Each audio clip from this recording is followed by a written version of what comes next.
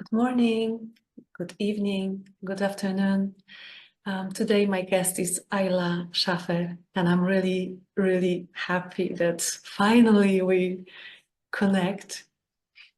Ayla has been very busy lately, or is busy, traveling, touring. She's a songwriter and a singer and a ceremonial musician.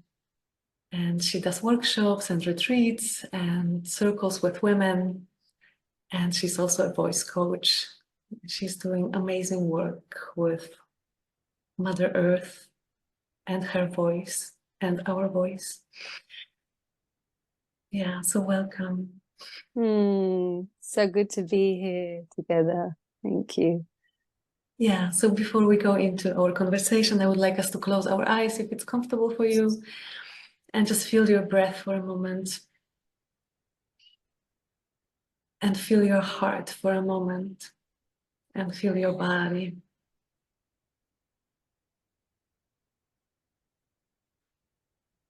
Maybe you would like to take a deeper breath or just observe what is.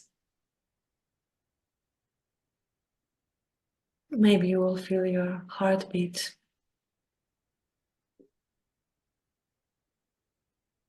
Maybe you will feel your belly.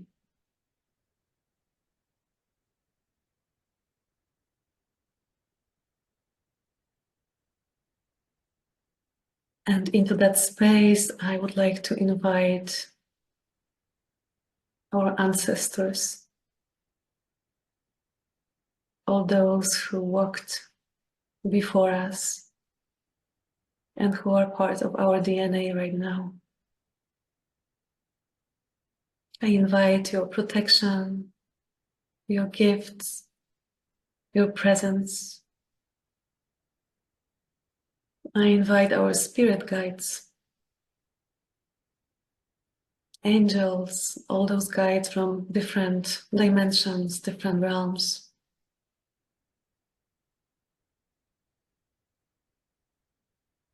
Be present with us. I invite the presence of Mother Earth and all the elements. Speak through us,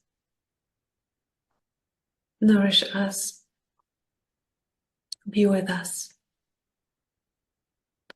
And I invite the presence of our voice, the sacredness of our voice,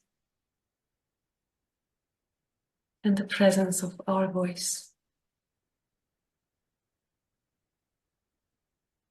You can take one more deeper breath, and whenever you're ready, open your eyes.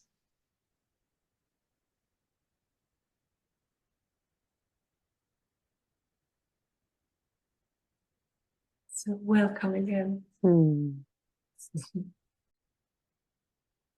So my first question to you is, what is alive in you right now?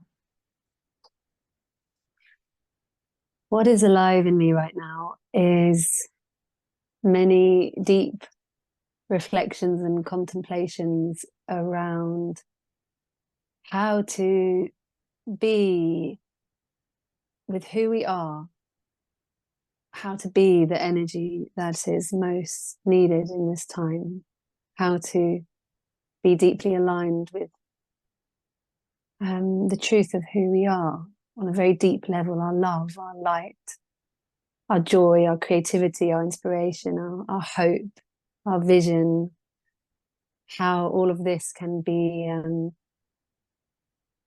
the energy that is needed and be the change that is needed, and be the beacon of light, how we can be beacons of light in this time. So how can we?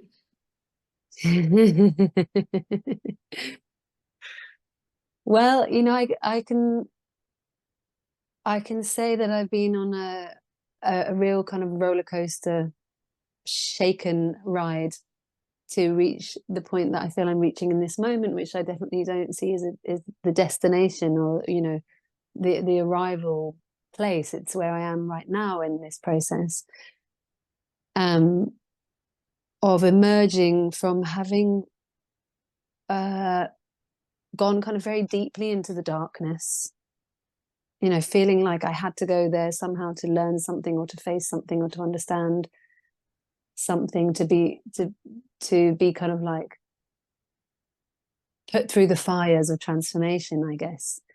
Where I feel I'm arriving to now, having gone through a time that felt really very hopeless, full of despair and a lot of grief and confusion and overwhelm and emotional dysregulation, I feel now what is coming through is the most important is to be really grounded and anchored in the values of life that, as I see it, are the most important. And these are things like dignity and grace and love, respect, kindness, compassion, integrity. You know, when we ourselves, first and foremost, are deeply rooted in these qualities of respect and honor for all of life, right? Like all, capital ALL, like all, not excluding anything or anybody. When we're anchored in that, we can walk that, we can talk that, we can act from that place. We emanate and radiate these qualities that are medicine for this time, or medicine for ourselves, medicine for all people we meet, and medicine for our world, for all our relations, including this living miracle that we're part of, the animals and the plants and the stones and the water and the unseen realm, all of it. You know, in walking a path of dignity, respect and love and kindness, really, truly, as best as we can, committed to that, we become a beacon. And as we know what beacons do, I hope everyone who's listening understands the word beacon. It's like, you know, I guess everyone will understand. If you don't, you can look it up. But beacons are they, one of the things they do are they're guiding, they're giving direction. They are also communications, sending messages, being a source of inspiration for others to follow. And we know how we are as human beings. We are deeply affected subconsciously by that which we are in contact with one another's energy, with the energy of what's happening in the world, even if we don't realize it. And I feel the more beacons there are of people who are living their love, living their light, living their passions and their inspiration and their joy and their creativity, you know, all these things which are kind of world of whatever we want to name it, like capitalism or whatever, patriarchy, or the million names of it all. It kind of relies on us not being in our love and our light and our truth and our power, because it's powerful. How do we do that towards people who are not so nice, who are destructive? Yes, exactly. This is the question this is the process I feel I've been in, especially in the past few months, you know, kind of looking at the world and looking at world leaders and powers of authority, or, you know, powers of influence, whatever it is, whether it's just like certain industries or whatever, you know, there are many powerful, influential people out there navigating in a way that is just with utter disregard for the sacredness of life, like utter disregard. And I quite honestly, I've been confronting myself with the reality of realizing that in my heart, those people have not been included, I have felt that they have not been worthy or deserve my love or my kindness or my care, or, you know, they're basically excluded. And really in the past, you know, couple of weeks, I've just, something deep in me is moving and going like, it doesn't work like that, Ayla. It cannot work like that. Like, as long as you're in that mindset, you are actually like falling into the trap of that which you feel that you're standing against, because it's an energy of division. It's an energy of it's basically not the energy of love and kindness and dignity and respect, because that really, in its deep truth, deeply embodied and deeply felt, is inclusive of all. Like, that is the true nature of our heart. So actually, by realizing, like, okay, you know, that person, like, no, sorry, I can't love that person. They are, you know, even these concepts of, there's a lot of people throwing around like evil, like, you know, these peoples are evil, or this is evil. And like, I just really go like, I don't, that doesn't resonate for me.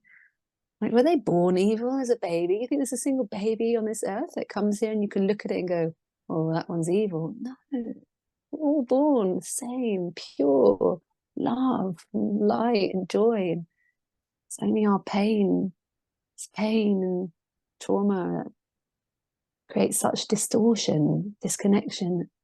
So I more and more understand, even if it's hard, and even if, you know, there's parts of me that's still trying to catch up with how this answer, like, how do I do that? It's, I more feel the sense is the guidance of the heart itself. Like, if I practice and commit with devotion to being as best as I'm able to each moment, being in that place in my heart will do that work of the how, you know, that my heart will answer it, because it's certainly, it's not, it doesn't work through the mind. It's not a logical, if I do this and I do this and I do this and it all adds up, then something in me will suddenly love. It's something deeper. I mean, the language of the heart is more mysterious and takes time and softness and dedication. Yeah, I was asking the same question myself. Like, how do we love that which is so hard to love? And I started to ask this question when my dog, whom I totally love, killed a little kitten. And it was devastating to me. And this kitten was dying in my arms. It was a wild cat, just living outside in the barn. And then I was angry at my dog. And how do I forgive him? And how do I love him? And then just understanding that this is nature. This is part of nature too. Instincts, it's just how it is on this planet right now. Maybe it will change. Maybe it will shift into something different, but this is what it is right now. The only thing is that I can forgive and love. Mm. It's like, as I'm listening to you, I'm hearing that if we really want to see the cycles of suffering cease to continue, turning and turning and turning, we have to find this way to understand that those who are the perpetrators of the suffering being inflicted on so many people and lands and the earth and animals, surely they're the ones actually who most need that love and that compassion, because without that, how is there the healing that is needed? So it's also this, I guess, a sense, a reminder of like the bigger perspective, seeing things really from the bird's eye view of like, this is what is needed. And that creates for me, it creates quite an inspiration, you know, like a motivation to kind of go through that discomfort of the process, because I see like this is part of something so much bigger. And you know, things can feel so desperate sometimes, so in the desperation itself is quite a lot of motivation, I experience. So do you help yourself with your voice through those times? And if so, how do you work with your voice and with the sound? Yes, I would say I do. but what is more, you know, what feels more appropriate to say is like I pray, I lean into prayer. And for me, my voice is got a very much part of that space of prayer. Not always. I do spend a lot of time being really in silence. I really love silence. I love the depth that silence can take me to. And yeah, maybe that's why I say, like, I lean into prayer, because I feel like within prayer there's so many tools. Can sometimes be using my voice, can sometimes be being in silence, or it can be offerings or going into ritual. And I really feel in this time that if I don't feel that there's something greater for me to lean into, that it just feels too much. It just feels too much to feel and hold and see, and this can be so overwhelming. You know, we can feel so small. We are so small, really, just as one human being. Yeah, that doesn't mean we're not powerful. And for me, the reminder again and again, like, okay, there are forces much more mysterious who are woven within all of this, but also like who are dedicated to being with me, as each one of us has. You know, our whole tribe of beings who are with us, walking this prayer of life with us, have a ancient wisdom, have a bigger vision guiding us. And I really feel without that, it's hard to be a human being for me in this time. Yeah, you shared also that your voice is your prayer. How is it your prayer, and how do we find that voice that is our prayer?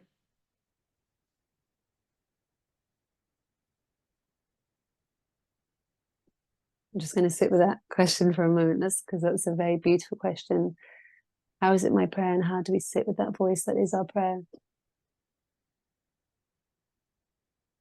I feel from my journey and my experience, I feel that our voice is our expression of our deep, naked truth of our being.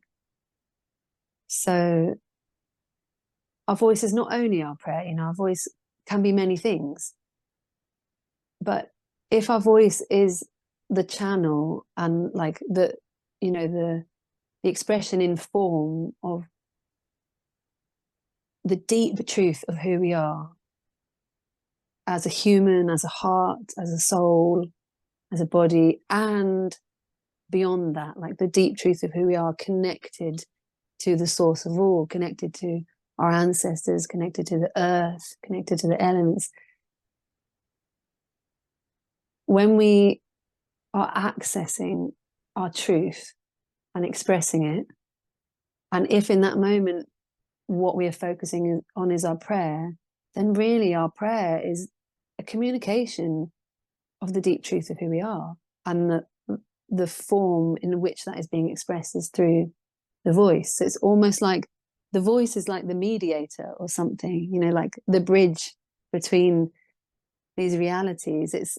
It's much less about the actual voice than we can sometimes think it is. You know, we can be very focused on the voice and how does it sound, and, you know, especially with like certain modalities of voice work that are maybe more absent of the kind of heart and soul aspect, you know, a bit more technical and a bit more like, if you put your chin in this shape, then this sound will come out, and it, you know, your lips go like this. Like for me, that kind of stuff has never, it doesn't feel relevant. Like what is relevant is like, how is it feeling inside of me right now? What is, like the question you asked me, like what is most alive in me right now, even if that's maybe like stuckness or confusion or numbness. Like it doesn't even have to be that the clarity is there, but the voice has an amazing way of creating movement bit like the river, you know, how water can flow and move in unpredictable ways. By giving voice to whatever is there, there is movement, and there is shape, and there is a mirror, and we are heard. And that's why I say it's like, most importantly, what is inside, and where is that sound coming from? And that's really our prayer. Our prayer doesn't even need to have words or have definition. You know, I always feel this, like, actually creation knows exactly what the prayer of my heart and my soul is. Like, creation knows me better than I do myself. It feels everything I'm feeling. And sometimes we can sharpen our arrows by having very clear words or very clear direction or focus, but it's more, for me, it's more important about being in contact and relationship with that which is true inside of myself from moment to moment, and allowing that its movement. And the voice is an amazing tool for that. Mm-hmm. So how do you create your songs? Because you have a lot of beautiful songs with words. Yes. Yeah, I do actually really love words. Are everything I've just said, words are very important for me. I love the medicine, the poetry of language. You know, there is a mystery to language, and I think it can be especially potent in combination with music, because we're kind of bridging you know, the realm of our deep mental intelligence, like this amazing thing that we have. Our brain, our mind is so intelligent. We're bridging this language of sound and of the heart of the soul, which is really beyond words, and merging that with the intelligence of our mind. And like I just said before, I do feel we can sharpen the arrows of our prayers sometimes, if that's what feels appropriate. So for me, writing a song is, you know, is something I can't really explain. It's definitely something, it doesn't work when I try and do it. You know, if someone said to me, like, okay, you have 1 hour, go and sit in a room and write a song, maybe something would come. But if it wasn't genuine, I don't have a formula, you know, put it like that. It's a moment of inspiration when something is moving. And for me, it's often when I am deeply touched and deeply moved by something, and that can be a challenge, that can be like feeling greatly challenged, or feeling a very strong emotion, or yeah, just the kind of feeling of being touched. And I often go outside, and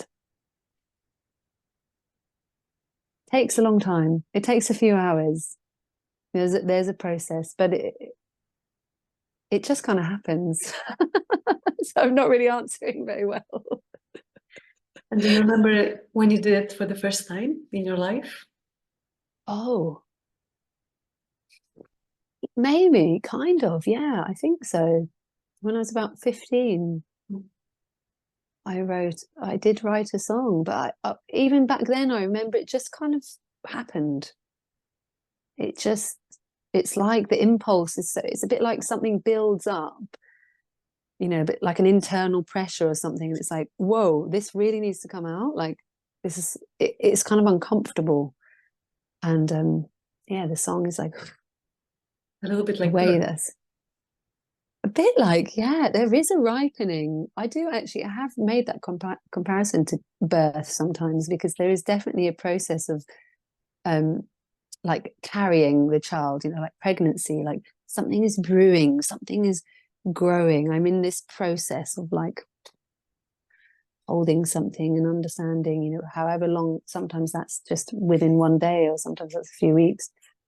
And likewise with the birth, it's sometimes the song can just come and I almost don't remember. Like I can look at the words and I go like, I honestly don't remember the process of how that came out. And then sometimes I can look back in my song journal and I'll see like a page and it's been scribbled out like so many times, words moved around, and I'll go like, oh, that one was a bit more of a, you know, took a bit more, maybe not pushing, you know. In the same way with birth, they always said to me when I gave birth to my son, like, look, like you can't push the baby out. That's like impossible. It's like the baby is like, there is a force of life that is moving through and it's so strong, and that is what is birthing the baby. And yes, you need to kind of get on board, join in and give it everything you have, but they do actually say, like, you know, basically a woman in our normal state, we wouldn't manage.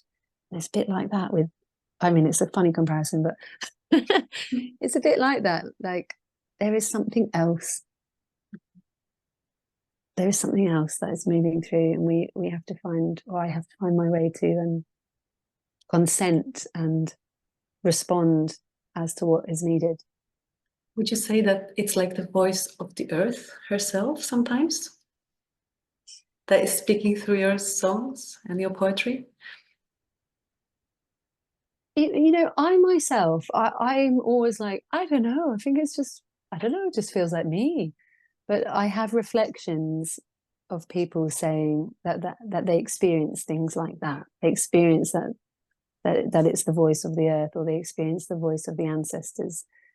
You know, it's from my side, I'm quite kind of, I feel quite like innocent with it all. Like I don't really have my own conclusions or analysis. It's maybe if I did, it would interfere, you know, like the mind or the ego or there's something that is required that I'm just like, I don't know, I'm just opening my mouth. And of course I do very intentionally connect with the earth. That's why often the songs come when I'm outside, and I do make these prayers of offering myself as a vessel, whether it be to the water or the earth or the ancestors. Like I very consciously make that offering. Beautiful. And does it come, when the words come, do they come with a melody already? Like it comes in a combo all together, or it's separate? It's I no, the melody comes a little bit before. Oh, wow. It's like the melody is just here and the words kind of are close behind. Interesting. So how do you feel when you sing to people? Because I don't know if I can even call them concerts, they are more like ceremonies. They feel like ceremonies. When you sing to people, it is like a ceremony. So what is happening in you when you do that?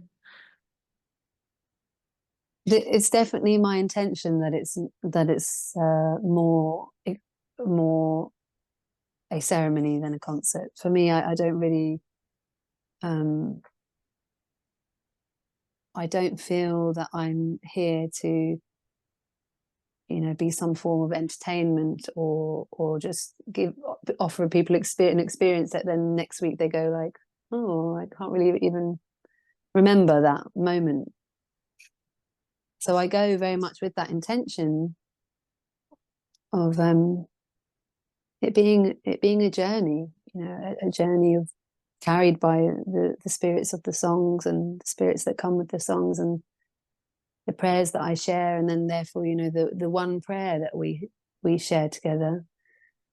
And yeah, more and more how I do it is I just make myself available to that which wants to come through me before I go on stage and be with people in that space. I make very, very clear prayers to the earth and to my ancestors, and let it be known that I am open for their voice to speak through to the people that come, that they can be touched by, you know, these powerful forces of love and truth. And for me, kind of as a human, I personally go with the intention to radiate love and light and kindness and dignity and respect for all, to literally like just emanate that from my heart as the best as I can.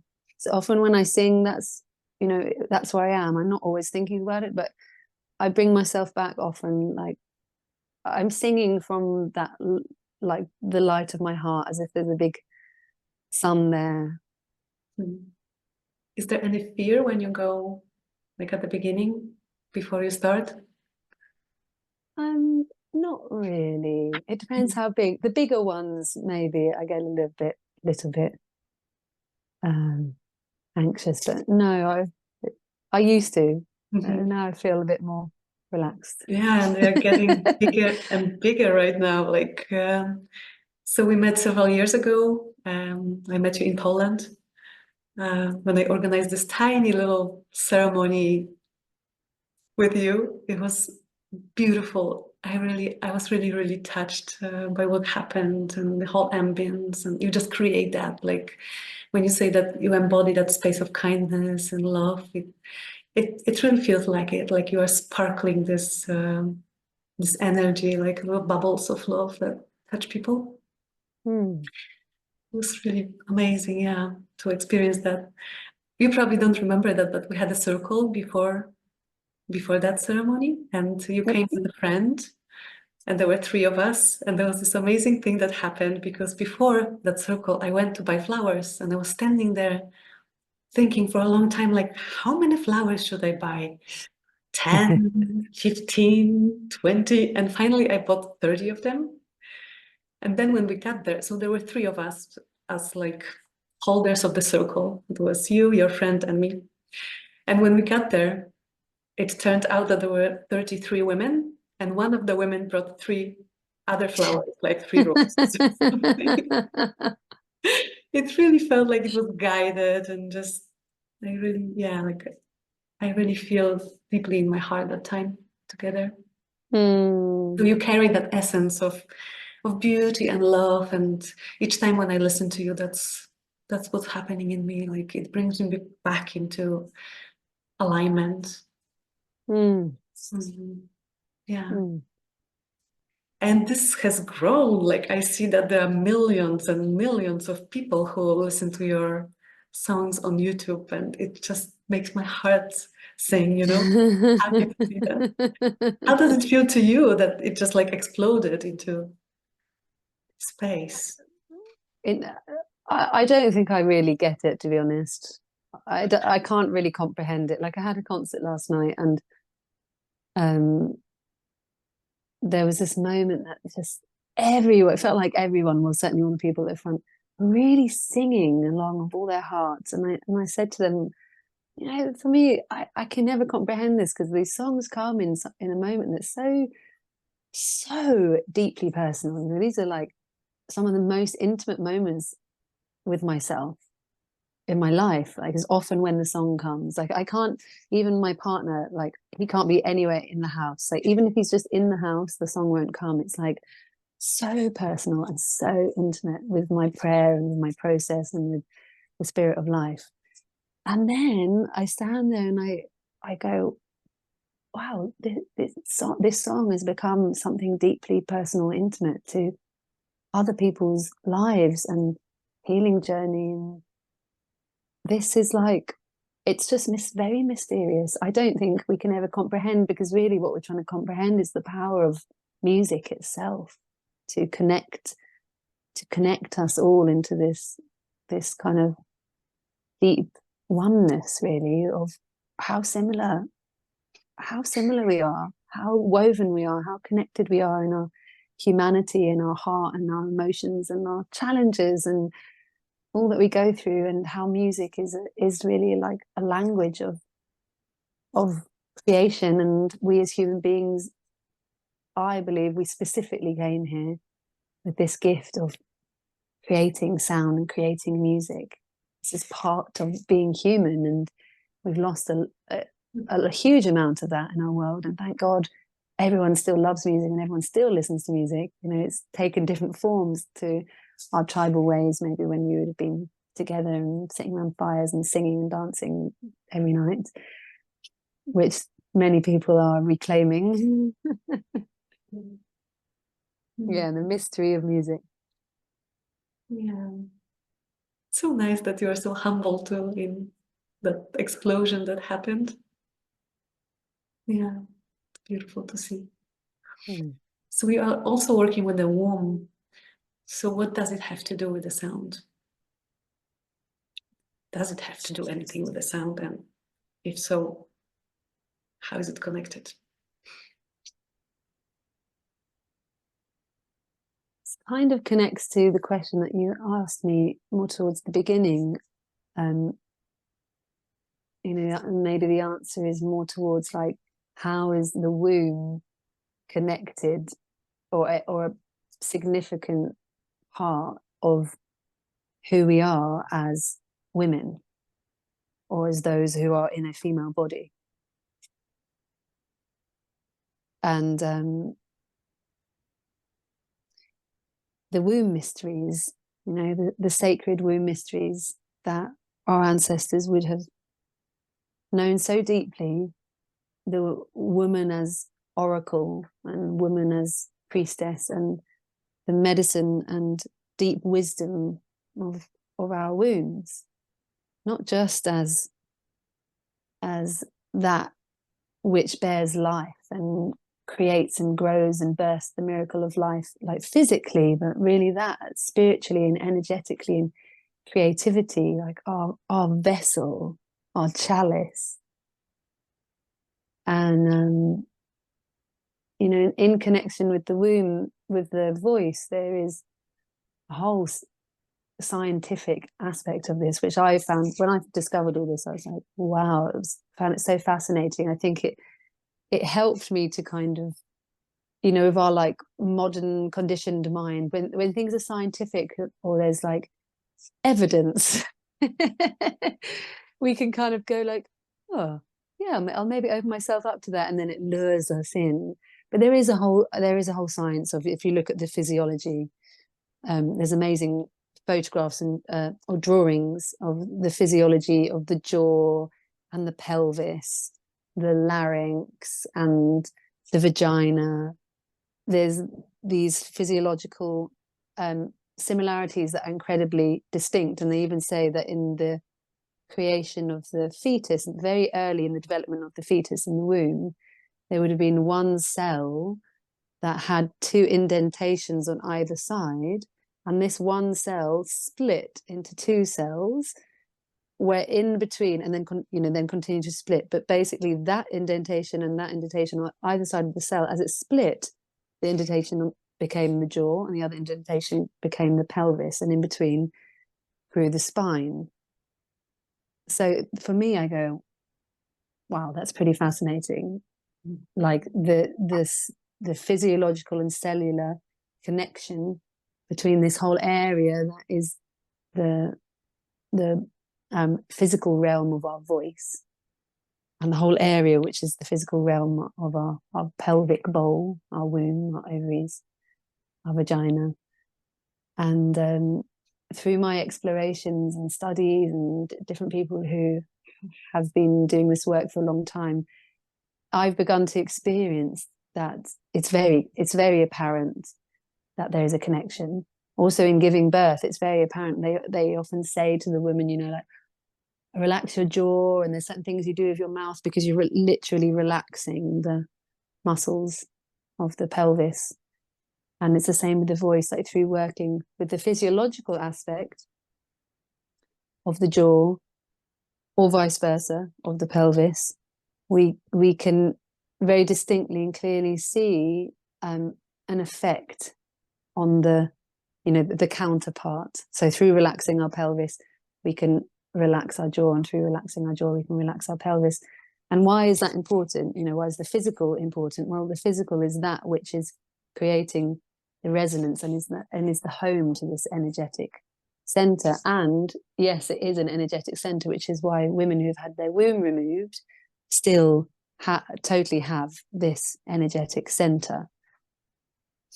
And I really feel it's a little bit what I said at the beginning. It's about the truth and the wisdom and the magic and the medicine of who we deeply are as source, who we are in our human self, but really like beyond that.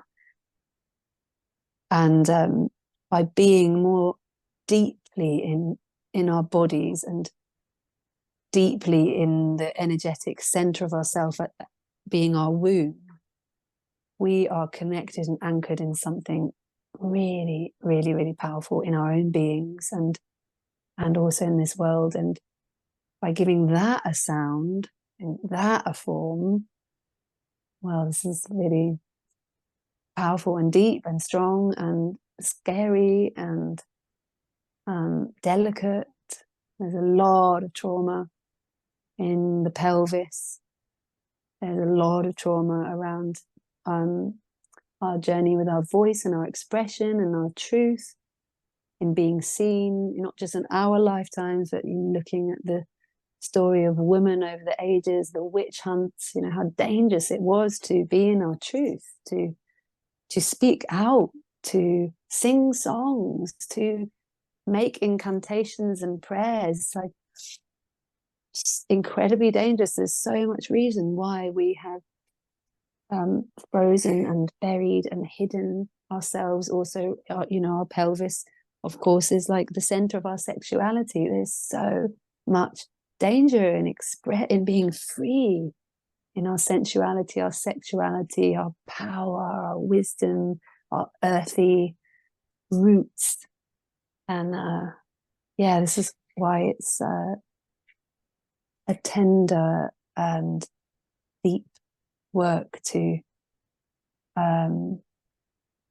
work, especially with all of that at the same time, the voice and the womb. I have a deep respect for how careful this ground needs to be navigated. It's very touching. And it's amazing that this wisdom and the connection to the source that comes from the womb, before it comes out through our mouth, it goes through our heart too. I never thought about this, but now it's like, yeah, it goes through the heart first. Yeah, absolutely. There's even a nerve, which probably many people have heard of, the vagus nerve. Yeah. Travels, I think, from somewhere from the base of the spine, from the base of the head, the top of the spine, and they say it goes, I think it comes round a little bit, it goes down through the inside, it goes through our heart. It has a branch that literally comes out and like branches onto the heart and then carries on going down, and it ends at the cervix. So just in terms of the power of the voice, if you imagine our voice is vibration, so if we're making vibrations, there's also a branch that's going onto the I think it branches around the larynx. I'm not 100% sure, but there is a branch that comes out somewhere around our vocal cords. So we make vibration, this vibrates the cords, travels down the vagus nerve, goes past our heart, and the vibrations go all the way down to our womb. Like, this is not just a nice idea, like this is real. It's really something really happening there. Yeah, it's a little bit like the tree of life. When you were talking about the branches, that it has branches in different organs. Yes. Like the physical manifestation of that energetic tree of life that we are. Yeah, this is beautiful.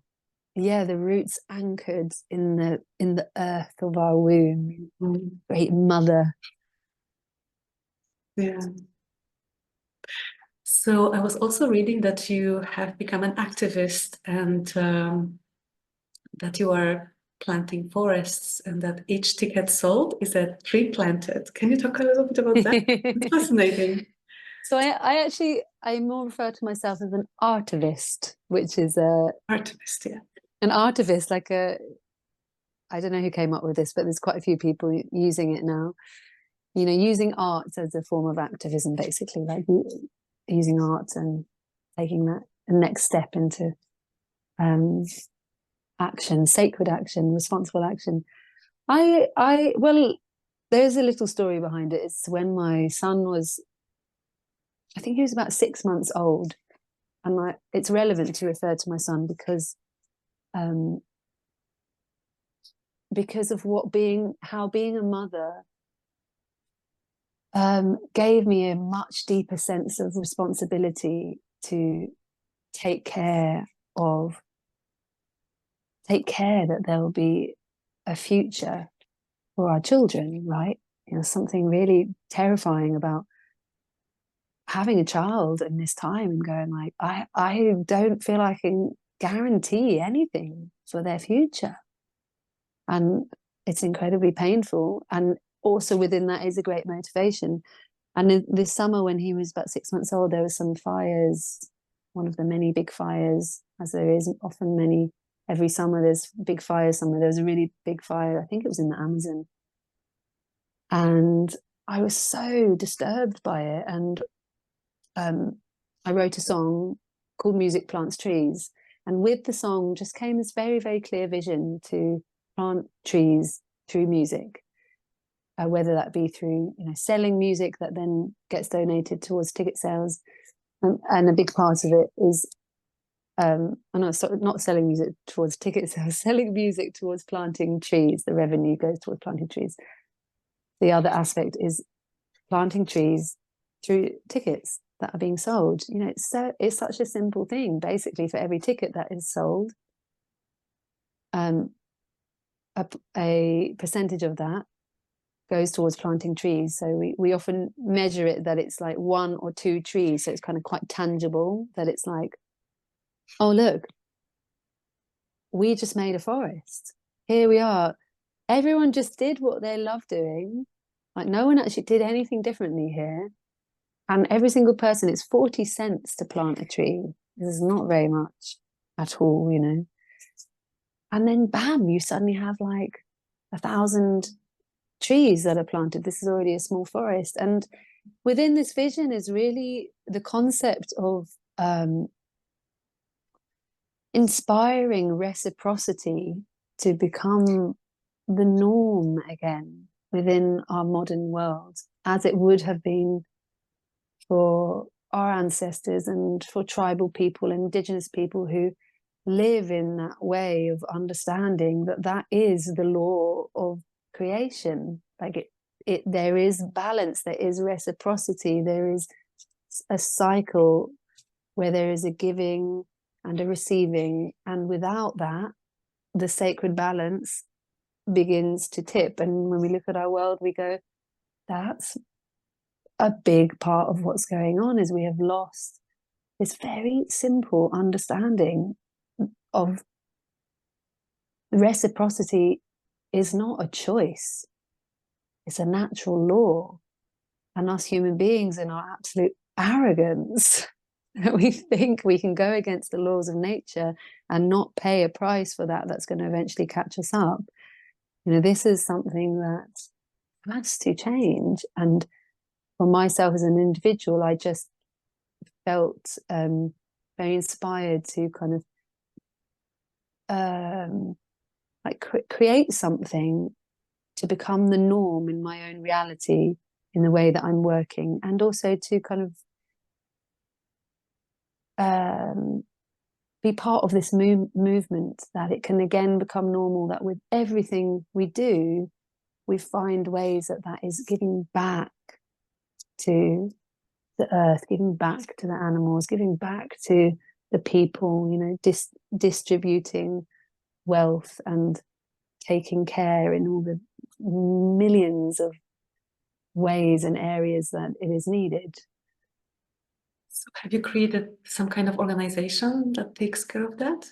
How does we're in a very long-winded process of doing this, which I can't believe how complicated it is, but that is the vision, that it's an organization of itself, and that many people join this. So the bigger vision is that this just becomes normal, that every single artist is doing this. And then maybe even I have a yoga teacher, a friend who's a yoga teacher, and she said, I love that. Can I do can I do that and just call it yoga plants trees? And I was like, yeah. And someone else holds conscious dance, and so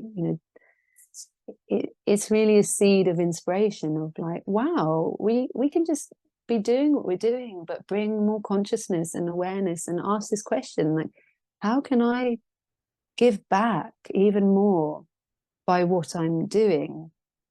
Like, what, maybe there is something that needs to be sacrificed, or something that needs to be changed or reassessed. And sometimes it's just by bringing in like a little seed there, and the impact of that over time is substantial. And especially imagine like all the big festivals in the world, imagine the massive pop stars who are, to be honest, I don't even know who's famous right now, but these people who play to like 100,000 people. So simple. If they just jumped on board of that, there'd be a massive movement and a huge number of trees being planted with something very, very simple. So that's the vision in the long run. Yeah. Making my way there slowly. So how did South America influenced you and what you are doing in the world, your expression? Because I think it's crucial for you. Mm. Yeah, I traveled to South America when I was 21, I think, for the first time. And in that time, it totally changed my life. It really was one of those moments where I felt like life had been going along in a certain direction, and I had a kind of time of crisis. So it was like everything kind of crumbled away. There was no path, there was no direction in that moment, or I was at a big crossroads or something. And I went to South America, and it just opened up in so many different ways, opened me up to in so many different ways and to so many different things. It was really the beginning of I hesitate to use the word spiritual path, because I don't know, maybe it's often it can be used quite lightly, but that is really what it was. Working with the plant medicines there, meeting indigenous traditions, learning songs from the native cultures, and being in different ceremonies and different rituals, and being around people who I'd never been around, and yoga and meditation, and just traveling in itself also in these beautiful countries was so transformative for me. But it was like, before that I wouldn't have ever used the word prayer, for example. If you'd said prayer to me, I would have been like, my only association would be with being in church and Christianity. And I felt I was immersed very deeply into various realities and cultures where the prayer and the sacredness of life, and living that really deeply, embodying that with the songs, with the rituals, with the plants, with even the most simple ways, like being in Peru with the Quechua people. And like, I went this one day and was harvesting corn with them, maize in the field, so something that's like seems pretty mundane. They're just harvesting their corn, right? But what I observed from these beautiful people was that for them, this was just as sacred as sitting in their ceremony and, making their offerings. Like, they were harvesting that which is the source of nourishment for them and for their children. Like, how sacred is that? And they made offerings in the field and poured, I think they even poured, of all things, I think they were pouring Coca-Cola, which I was a bit like, okay. There would have been something old before that, but it was more this opening of this understanding of what it means to live in relationship with the sacred, like really live it, and not just have like, oh, spirituality is that thing I do at the weekends, or like that thing I do in that one room that I go into, and then when I leave that door and close that door, I kind of go back to my life. And yeah, for many people I was around in that time, I understood that it's about that, really. It's about life, about this life is sacred, and relationship, and walking in sacred relationship, right relationship. So I mean, yeah, I could talk for a long time about all the many different things that happened to me, but I feel like the path that I started walking in that time in South America and continued over many years going back there has continued unraveling as it even is now. And what's really beautiful is where all of that I journeyed and experienced and met and learned and was touched by is guiding me right now. It's really guiding me back to my own roots of my own lands as a English person, even though my bloodline is very mixed, and I have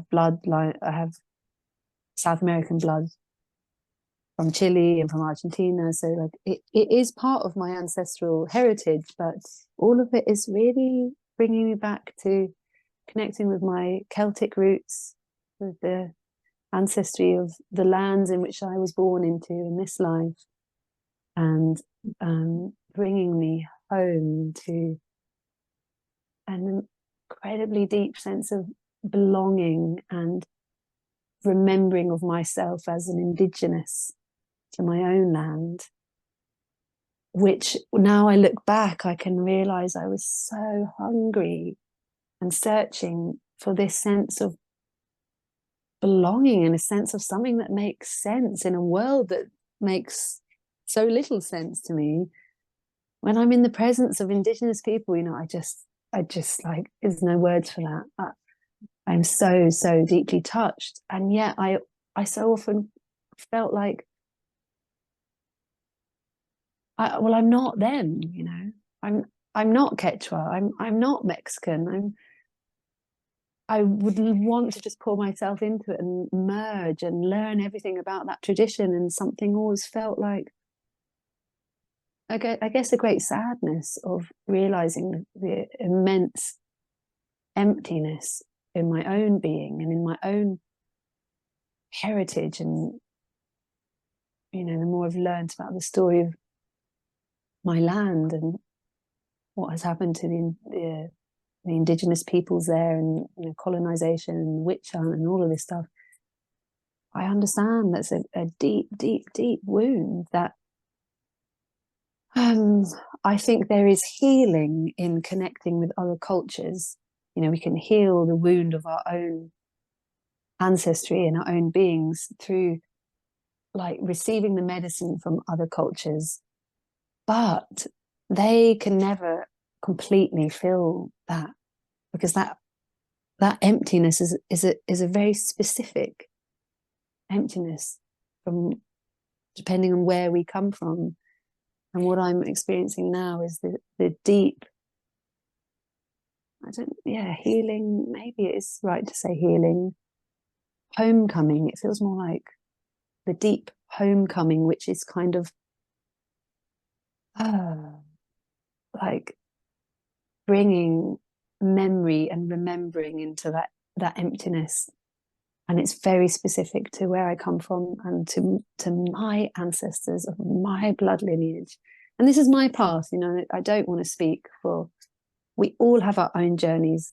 It's so unique, each human being. Some people come here, I do believe some people come here to walk very specifically the path with another tradition, and that is true and right for them.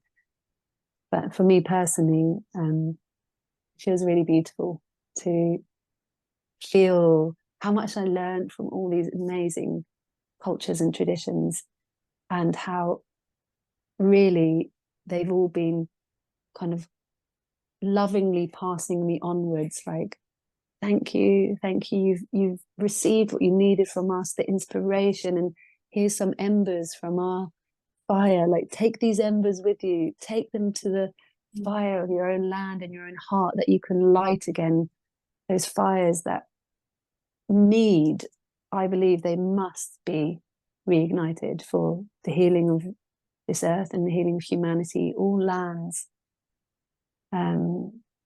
must become lit again. It's like the beacons we spoke about at the beginning, and that's the great medicine. One of the great medicines that traditional cultures and indigenous peoples of this time are sharing with us so generously.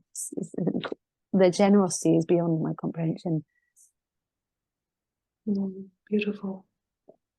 When you mentioned that they were offering Coca-Cola, I think that that's like the most cherished good for them, you know. It wasn't accessible not too long ago. Now it came. It's like, wow, it's this, you know, drink of gods that wasn't here before, and like now we can offer that. Yeah, you see this quite often, actually, Coca-Cola being used as offering. Interesting. Yeah. Okay, so is there anything that you would like to add at the end? Share?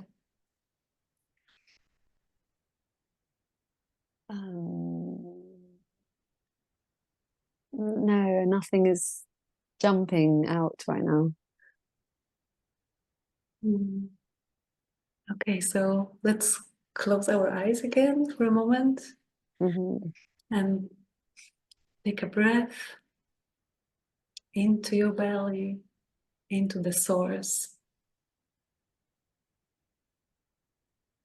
And I want to express my gratitude to all the beings that walk with us, all the ancestors, all the little fairies, all the angels, all the guides, all the plants that assist us. I want to thank all those worlds that we can be here and we can be interconnected and we can weave this dream together.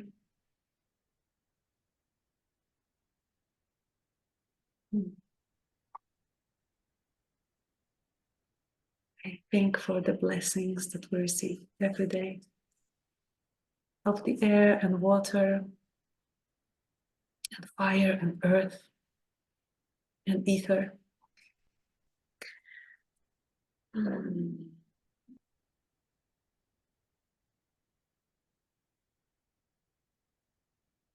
Take one more conscious breath, and whenever you're ready, open your eyes.